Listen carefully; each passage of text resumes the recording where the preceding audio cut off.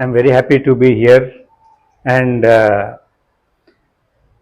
I'm very grateful to you all for making me part of this beautiful exhibition of Mr. Basavaraju. And let me tell you that I'm a substitute today. I didn't know, but just Vishwanath told me that you join me today in the evening. We'll go to the exhibition. Swami has called. So I thought, okay, it's an opportunity to see an exhibition. I have never seen in my life one single exhibition till now, but this is the first exhibition what I am seeing today, and it is something goosebump, ನೋಡಿ ಈಗಲೂ ಒಂಥರ to see the paintings. No, it's something still I cannot express. See, it involves lot of efforts, total heart and mind, soul into it, and that expression cannot be copied.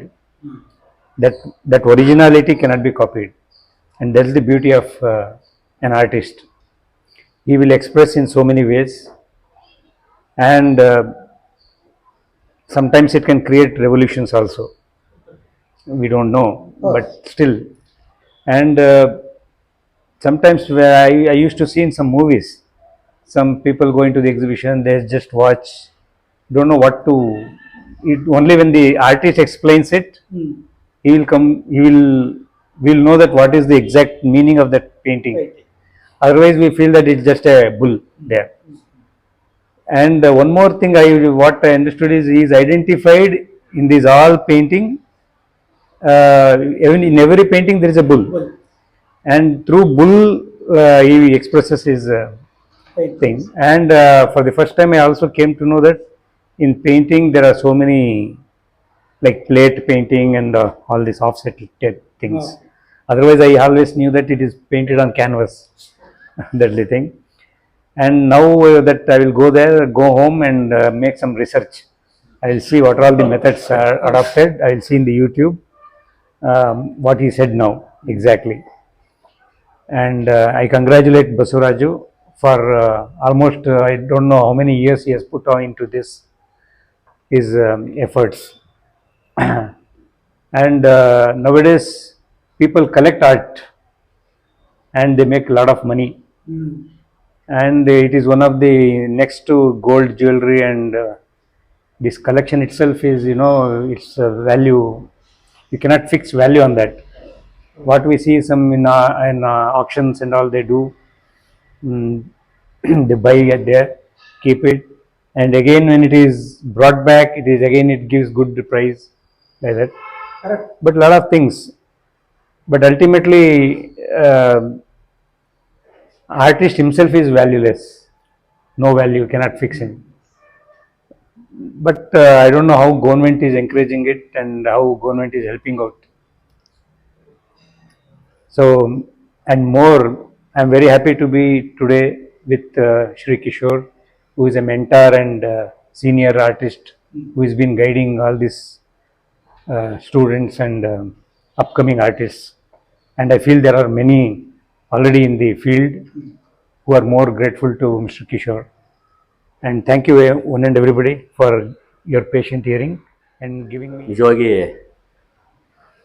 ಭಾಳ ಸಂತೋಷ ಆಗ್ತದೆ. ಯಾಕಂದರೆ ನಾನು ಮೊದಲು press ಕ್ಲಬ್ನವ್ರಿಗೆ first ಅಭಿನಂದನೆ ತರಿಸ್ತೀನಿ. ಯಾಕಂತಂದರೆ ಈ gallery ಒಳ್ಳೆ ಒಂದು ಗ್ಯಾಲ್ರಿ ಮಾಡಿಕೊಟ್ಟಿದ್ದಾರೆ. ಅದು ಸರ್ಕಾರದಿಂದ ಭಾಳ ಗ್ಯಾಲ್ರಿ ಸರ್ಕಾರದಿಂದ ಮಾಡಿ ಫೈಟ್ ಮಾಡಿ ಪಾಪ ಮಾಡಿಕೊಟ್ಟಿದ್ದಾರೆ.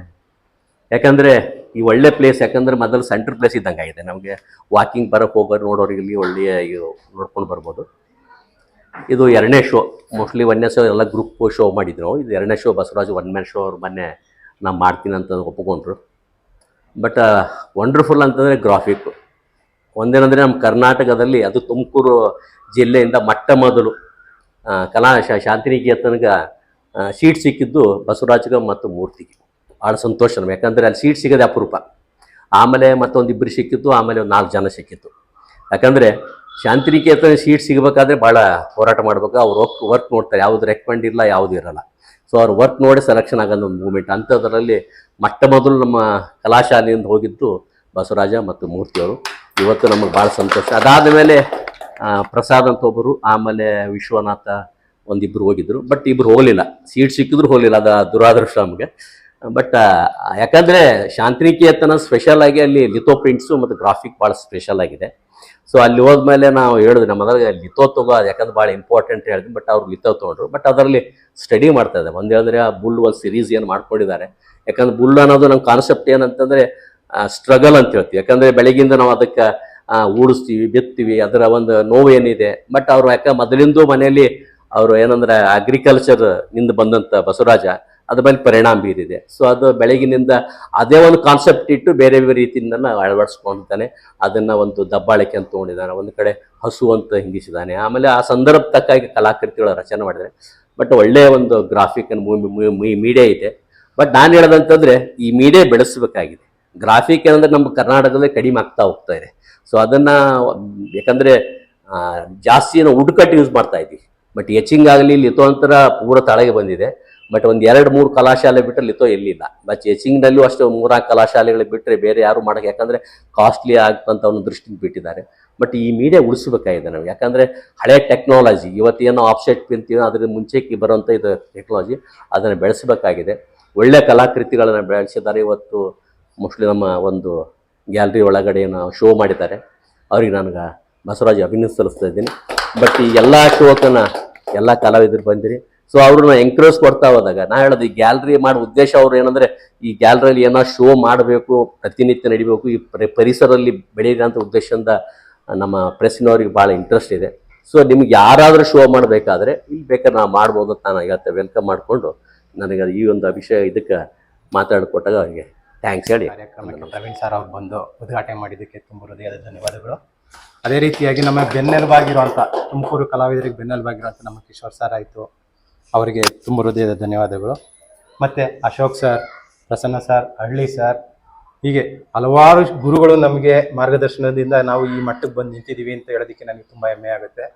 ಎಲ್ಲೇ ಹೋದ್ರೂ 4 ಜನ ಗುರುತಿಸ್ತಾರೆ. ಇಲ್ಲಿ ಅಂದರೆ ನನ್ನಲ್ಲಿರುವಂಥ ವಿದ್ಯೆಯಿಂದ, ಅಂದರೆ ಕಲ್ತಿರುವಂಥ ಕಲೆಯ ವಿದ್ಯೆಯಿಂದ ಮಾತ್ರ ನನಗೆ ಗುರುತಿಸ್ತಾರೆ ಹೊರತು ನಾನು ಯಾವ ದೊಡ್ಡ ವ್ಯಕ್ತಿ ಅಲ್ಲ. ಹಾಗಾಗಿ ಈವರೆಗೆ ನಾನು ಯಾವಾಗಲೂ ಚಿರಋಣಿಯಾಗಿರ್ತೀನಿ. ಮತ್ತು ಹೇಳ್ಬೇಕು ಅಂತಂದರೆ ಮುಂಚೆ ನಾವು ಬೇರೆ ಯಾವುದೇ ಮೀಡಿಯಾ ಇರಲಿಲ್ಲ. ಯಾರು ಗುರುಗಳು ಇಲ್ಲ ಸೀನಿಯರ್ಗಳು, ಫಾರ್ ಎಕ್ಸಾಂಪಲ್ ಮೂರ್ತಿಯವರಾಯಿತು, ಇವರೆಲ್ಲ ವರ್ಕ್ ಮಾಡ್ತಾ ಇರೋದನ್ನ ನಾವು ನೋಡಿ ಕಲಿತಾ ಇದ್ವು. ಅವ್ರ ಹಿಂದೆ ಕೂತ್ಕೊಂಡು ವರ್ಕ್ ಮಾಡಿವು. ಅವ್ರು ಸ್ಕೆಚ್ ಆಗ್ತಾ ಇದ್ದಾರೆ ಅಂದರೆ ರಾತ್ರಿ 8 ಗಂಟೆ 9 ಗಂಟೆ ತನಕ ಬಸ್ ಸ್ಟ್ಯಾಂಡಲ್ಲಿ ಸ್ಕೆಚ್ ಹಾಕಿವು. ಅಂದರೆ ಅದು ನಮಗೆ ಗೊತ್ತಿಲ್ಲದೆ ಆಗ್ತಿದ್ದಂಥ ಒಂದು ಎಕ್ಸ್ಪೆರಿಮೆಂಟ್ಗಳು ಮತ್ತು ಸ್ಟಡಿ ಮಾಡ್ತಾ ಇದ್ದಿದ್ವಿ ಅಂತಲೂ ನಮ್ಗೆ ಗೊತ್ತಿಲ್ಲ. ಸುಮ್ಮನೆ ಹೋಗಿ ಅವ್ರು ಮಾಡ್ತಾವ್ರೆ, ನಾವು ಮಾಡಬೇಕು ಅಂತ ಮಾಡಿವು. ಅದು ನಮಗೆ ಈ ಮಟ್ಟಕ್ಕೆ ಕರ್ಕೊಂಬರುತ್ತೆ ಅಂತ ನಾನು ಜೀವನದಲ್ಲೂ ಅಂದ್ಕೊಂಡಿರ್ಲಿಲ್ಲ. ಅದೇ ರೀತಿಯಾಗಿ ಮತ್ತೆ ನಮಗೆ ಗುರುಗಳು ಮಾರ್ಗದರ್ಶನ ಜೊತೆಗೆ ಗುಲ್ಬರ್ಗಾಗೆ ಹೋಗು ನೀನು, ಅಲ್ಲಿ ನಿನಗೆ ಲೈಫ್ಗೆ ತುಂಬ ಅನುಕೂಲ ಆಗುತ್ತೆ ಅಂತ ಒಂದು ಮಾರ್ಗದರ್ಶನ ಕೊಟ್ಟರು. ಅಲ್ಲೂ ಅದೇ ನಾನು ಅಲ್ಲಿ ಡಿಗ್ರಿ ಮಾಡಿದೆ. ಅಲ್ಲಿ ಅಂದಾನಿಯವರ ಮತ್ತು ಚಂದ್ರಹಾಸ್ ಜಾಲಿಯಾಳ ಅವರ ಮಾರ್ಗದರ್ಶನ ಅಲ್ಲಿ ತುಂಬ ಚೆನ್ನಾಗಿ ಸಿಕ್ತು ನಮಗೆ. ಅಲ್ಲಿಂದ ನನಗೆ ಶಾಂತಿನಿಕೇತನ್ಗೆ ಹೋಗೋದಕ್ಕೆ ತುಂಬ ಈಸಿ ಆಯ್ತು. ನಾವು ಬರೀ ಹಿಸ್ಟ್ರಿನಲ್ಲಿ ಅಷ್ಟೇ ಕೇಳ್ತಾ ಇದ್ವು. ಇಲ್ಲಿ ರವೀಂದ್ರನಾಥ್ ಟ್ಯಾಗೂರ್ ಅವರ, ರಾಮ್ಕಿಂಕರ್ ಬೈಜ್ ಅವ್ರು ಬರ್ತಾರೆ, ಜಮಿನಿ ರಾಯ್ ಅವ್ರು ಬರ್ತಾರೆ, ಇವರೆಲ್ಲ ಅವ್ರನ್ನ ಬರೀ ಕಥೆಲೇ ಅಷ್ಟೇ ನಾವು ಸ್ಟೋರಿ ಕೇಳ್ತಾ ಇದ್ದಿದ್ದನ್ನ ನಾವು ಅನುಭವಿಸಿದ್ವಲ್ಲ, ಆ ಒಂದು ಕ್ಷಣನ ಇವತ್ತಿಗೂ ನಾನು ಮರೆಯೋಕ್ಕಾಗೋದಿಲ್ಲ.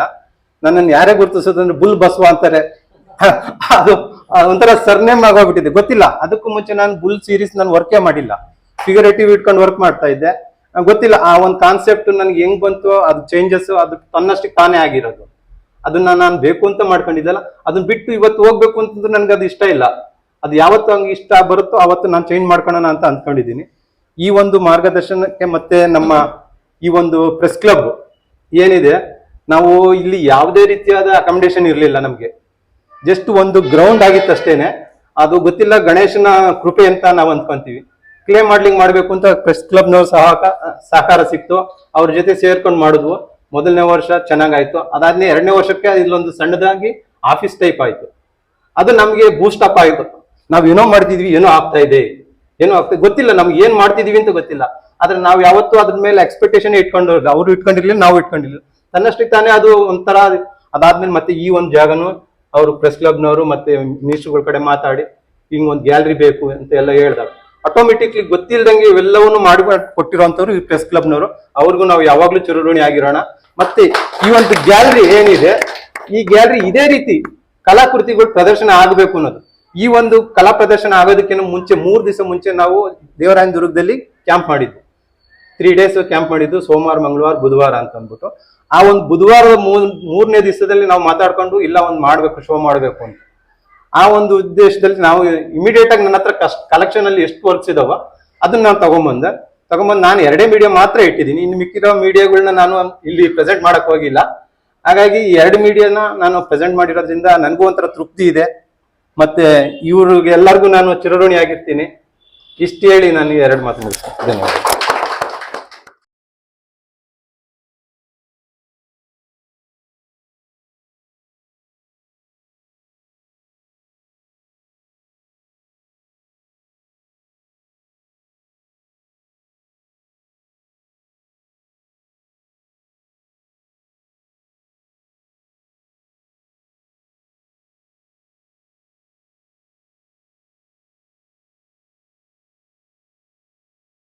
ನಮಸ್ತೆ ಸರ್.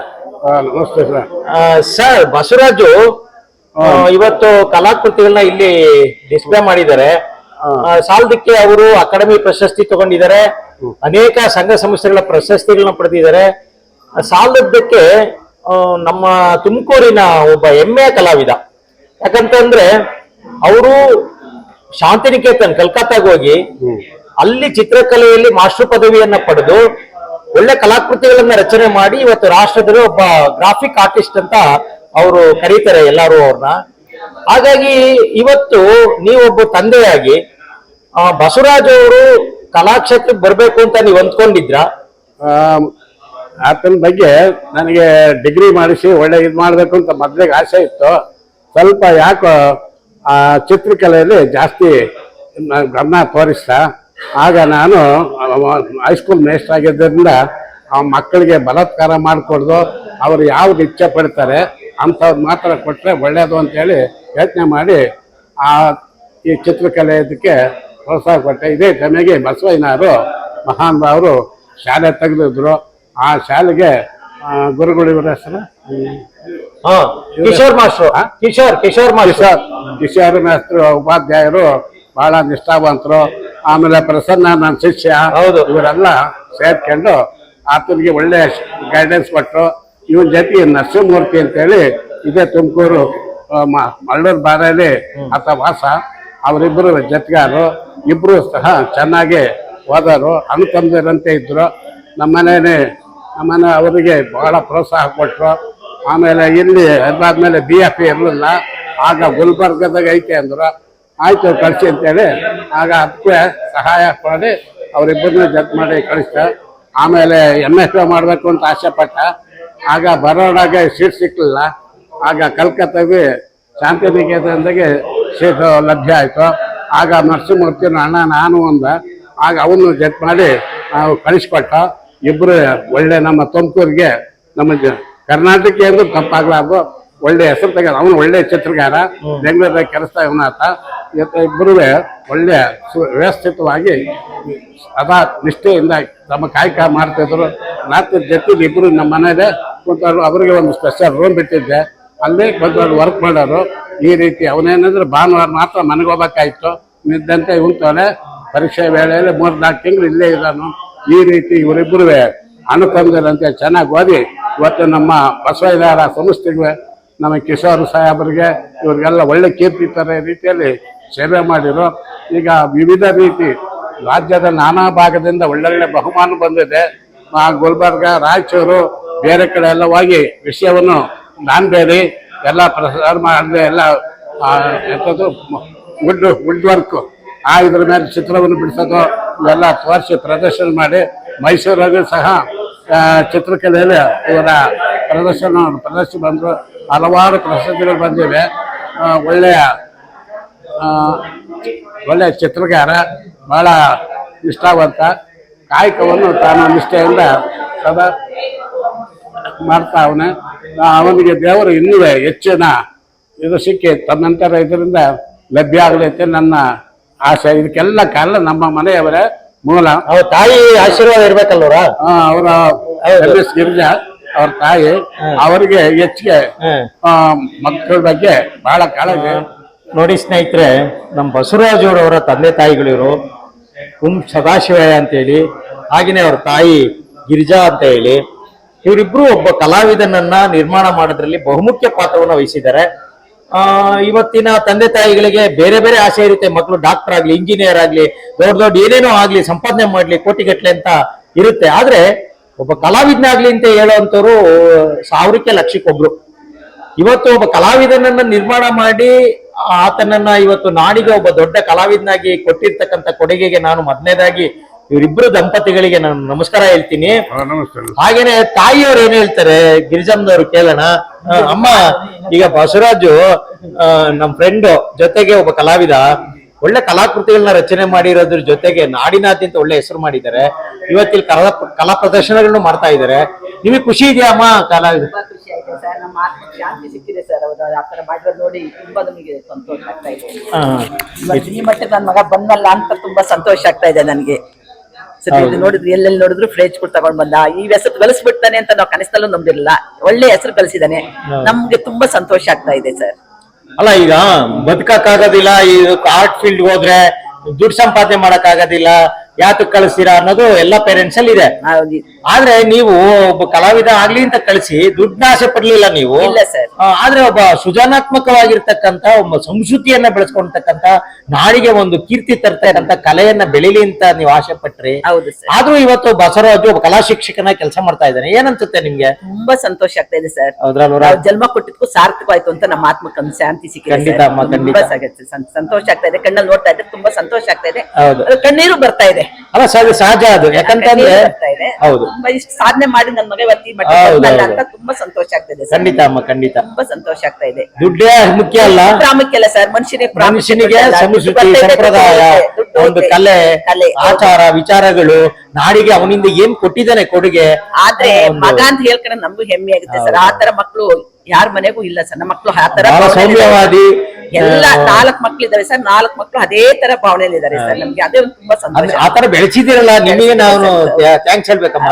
ಯಾಕಂದ್ರೆ ಮಕ್ಕಳನ್ನ ಯಾರೋ ಇದೇ ರೀತಿ ಬೆಳೆಸೋದಕ್ಕಿಂತ ಹೌದೌದು ಸರ್, ಒಬ್ಬ ವಿಚಾರವಂತನನ್ನಾಗಿ ಈ ತರ ಒಂದು ಸಂಸ್ಕೃತಿವಂತನಾಗಿ ಬೆಳೆಸೋದಿದೆಯಲ್ಲ, ಅದು ಬಹಳ ಖುಷಿ ಕೊಡುವಂತ ವಿಚಾರ. ಆಗ್ತಾ ಇದೆ ನಮ್ಗಂತೂ. ನಮ್ಮ ಮಕ್ಕಳು ನೋಡಿ ನಮ್ಗೆ ಆನಂದ ಆಗುತ್ತೆ. ಇಷ್ಟು ಮಟ್ಟಕ್ಕೆ ಬಂದ್ವಲ್ಲ ನಮ್ಮ ಮಕ್ಳು, ಮಟ್ಟಕ್ಕೆ ಬಂದ್ವಲ್ಲ.